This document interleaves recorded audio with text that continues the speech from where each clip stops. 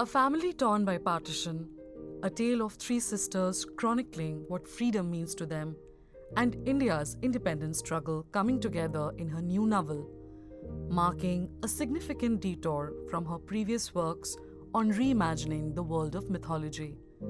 However, one thread is common in all that she has done: women narrating their saga not as victims of system for a change, but as those who take charge of their lives and politics.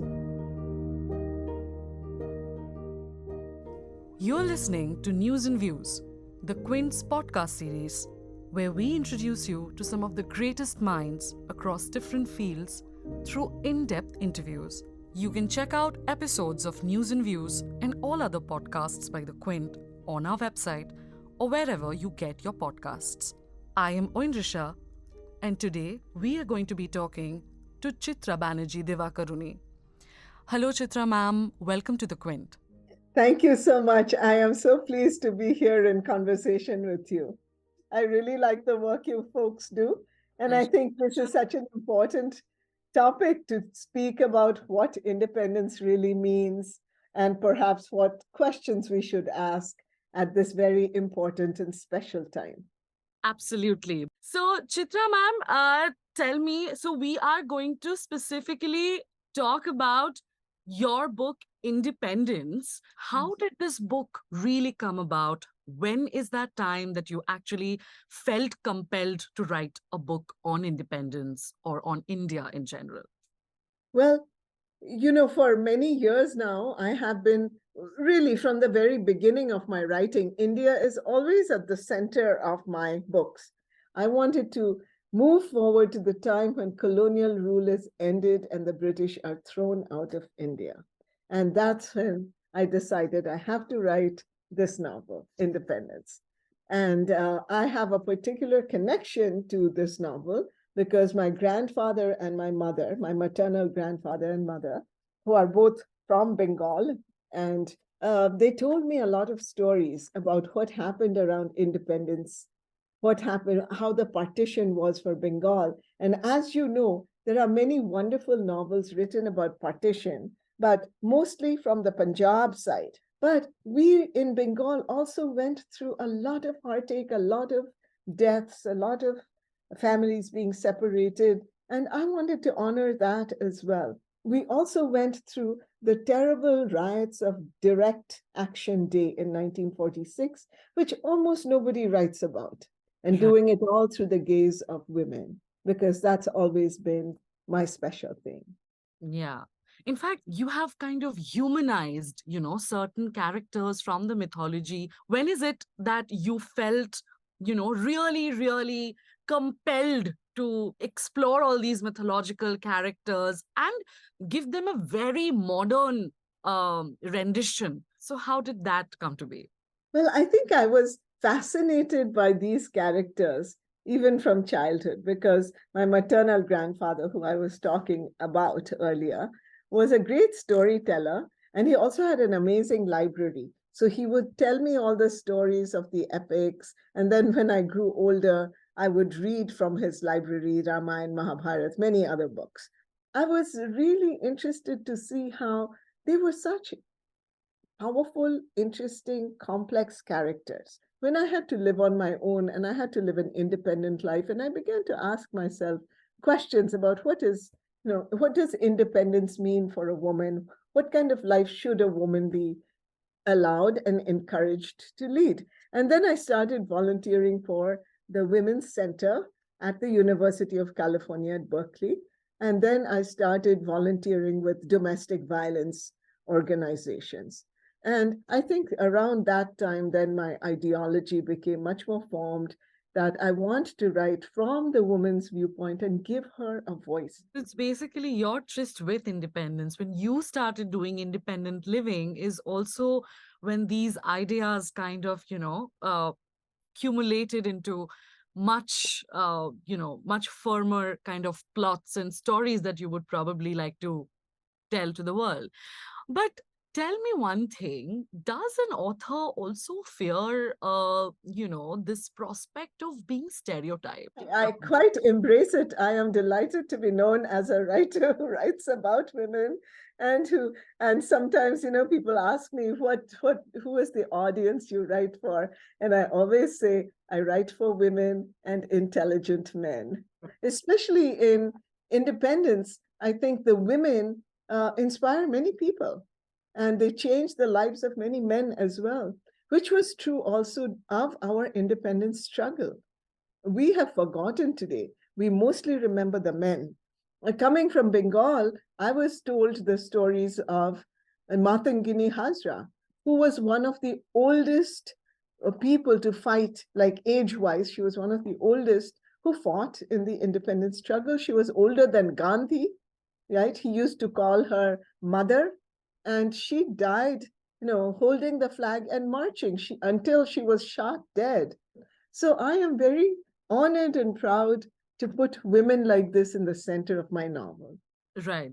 So let's just try and talk a little bit in detail about independence. It is the journey of three sisters, Priya, Jamini, and Deepa, who play the protagonists. And whilst we see partition playing out in the nation, we also see that partition playing out in the family life, in the family structure. So, if you could just cast a little bit of light into, the journey that each of these characters kind of venture into. The three sisters, Deepa is the oldest, Jamini is the middle one, Priya is the youngest. And when the book starts, they're just, they're in their late teens, early 20s. And like all young women, they have all these dreams of their future. So in the beginning, they're this wonderful family, and then great tragedy will strike them during a direct action day, and they will have to take over the family. They will have to figure out how to survive. So it is the story of these three women, and in the course of the novel, they'll get separated, just like partition, as you mentioned. It had an effect on the nation, but it has an effect on the families. Deepa will find herself on the other side of the border trying to get back. And and Priya will go away to America to study because at that time, women could not get into medical college in Kolkata. And it is a book where I do want to ask this question. In fact, I want the reader to ask this question: what does independence really mean for a country and for its people, and particularly for its women? Yeah. But you mostly did your research and all of that from the stories that you have heard. But also otherwise, you're a Calcutta girl, you're a Bengali. I was just reading that you're from Presidency University, that you have studied in Presidency University.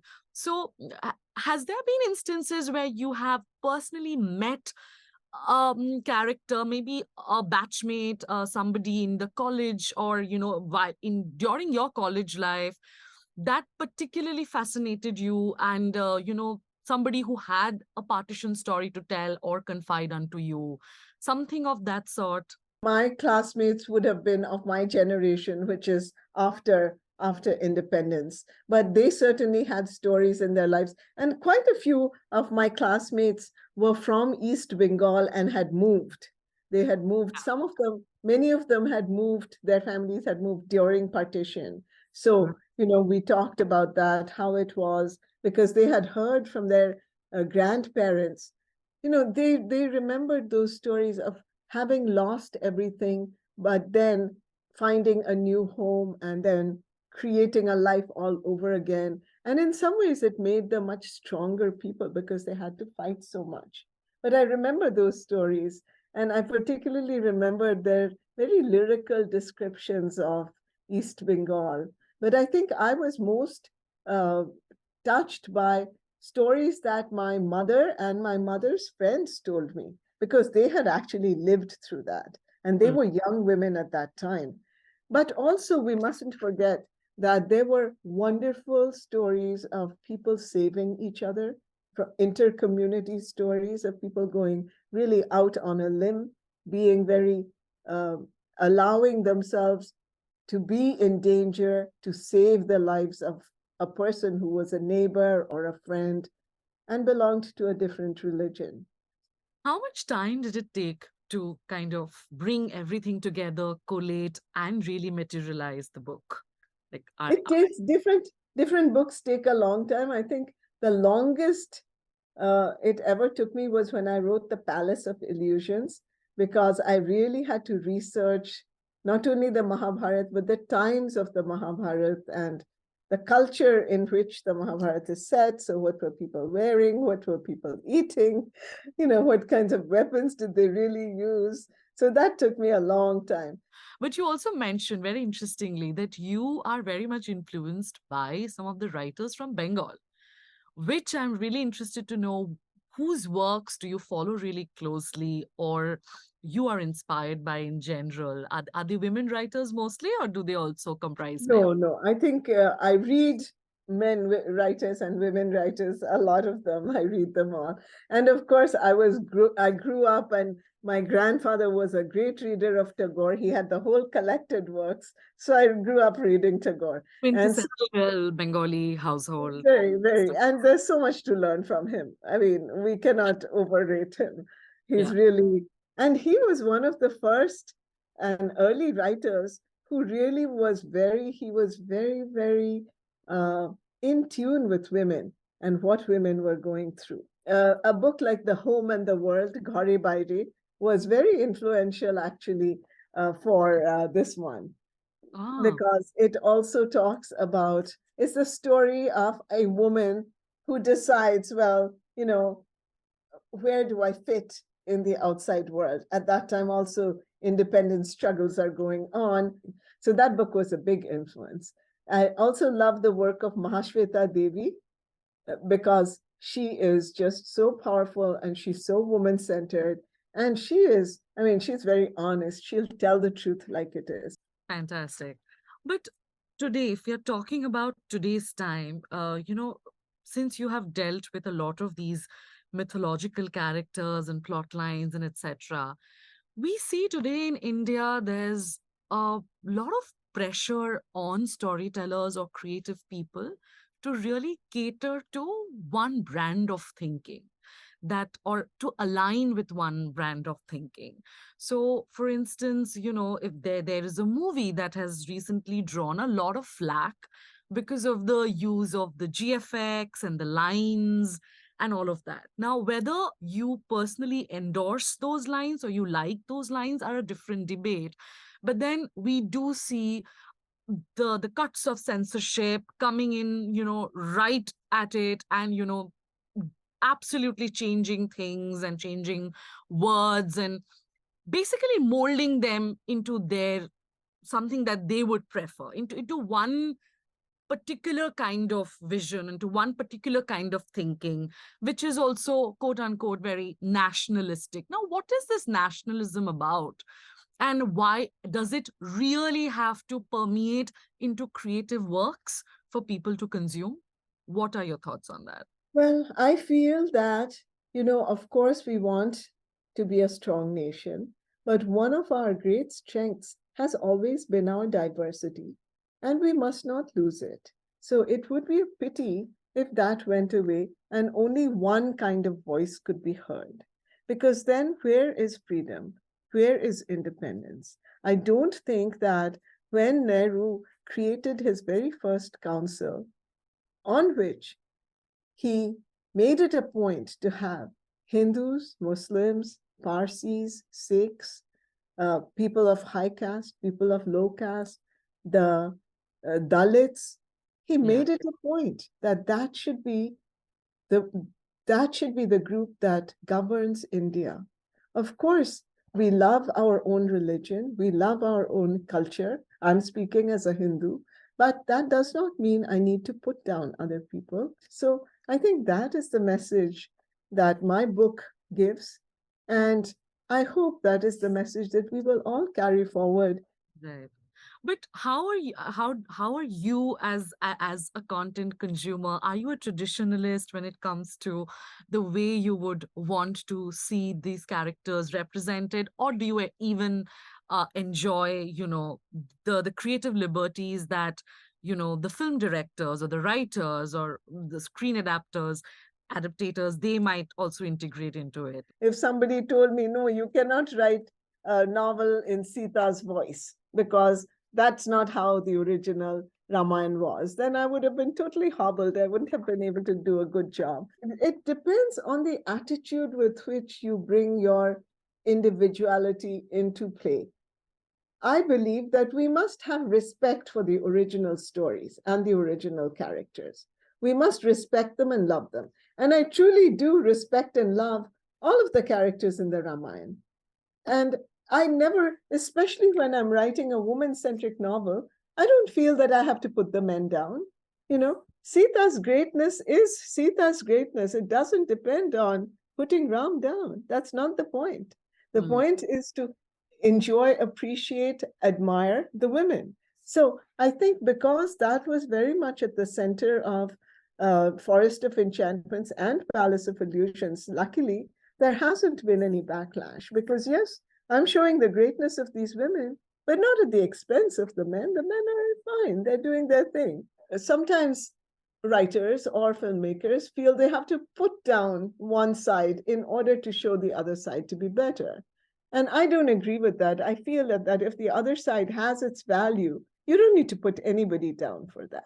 I think generally I'm a positive person and I want to put out books into the world that are positive. Yes, they will look at problems because if we don't look at problems, if we pretend the problems don't exist, we will never solve them, right? So I will look at the problems and I'll look at them very, very distinctly. For example, there is a scene, and it's taken from the original Ramayana, although we've forgotten it, where Ram says to Sita, after he wins the battle in Lanka, he says, okay, now I've liberated you, but I can't take you back to Ayodhya because, you've been captured and you've been kind of defiled.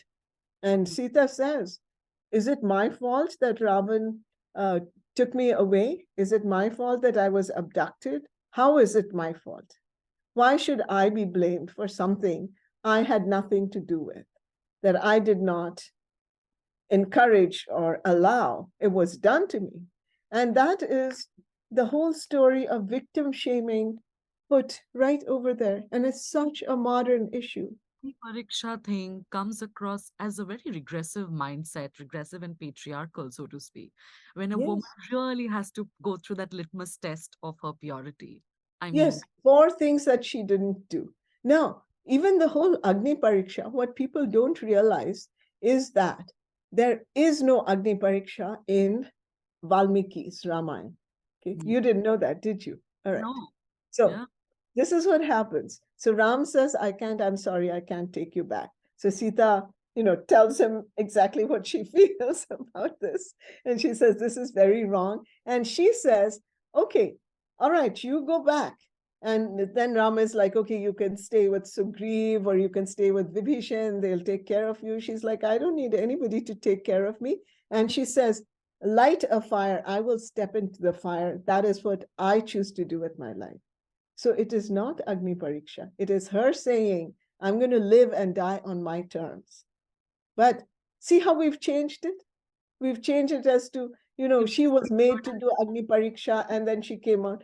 And when she steps into the fire, the gods come and they say that, you are pure, you are, you are the best among women. And they say to Ram, you should admire her, you should accept her, and you should happily go back together to Ayodhya. So we have Right. so conveniently managed to water down some of the actually very empowering aspects of our epics, just to suit certain needs. And wow, I really didn't know that. I mean, Club Sita and Camp Sita, like Go Sita.